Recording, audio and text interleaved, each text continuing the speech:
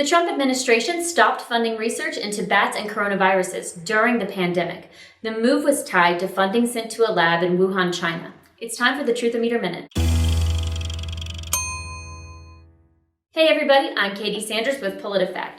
Over recent weeks, we've heard some of President Trump's supporters talk about the virology laboratory in Wuhan, China, the city where the novel coronavirus first emerged. We heard it on Fox News. I'm against funding Chinese research in our country, but I'm sure against funding it in China. The NIH gives this $3.7 million grant to the Wuhan Institute of Virology. And then we heard it from the president's personal attorney, former New York City Mayor Rudy Giuliani.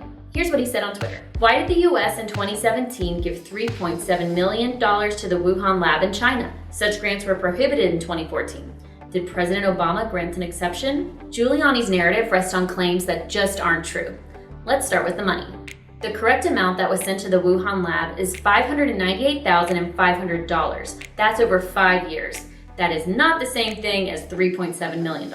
That funding was part of a larger grant from the NIH that was sent to EcoHealth Alliance. This is a New York-based nonprofit that works in 30 countries around the world, many in Asia. Their work is trying to identify viruses in wildlife that might jump and infect humans, which coronaviruses are known to do. That grant was made back in 2014, not 2017, and it was renewed by the Trump administration. Giuliani also mischaracterized the nature of the work that was happening, framing it as a violation of federal policy. Not true. Back in 2014, the Obama administration did stop a specific kind of funding that went into boosting the ability of a pathogen to cause disease. Think biological agents. This is not what the US was paying for in Wuhan.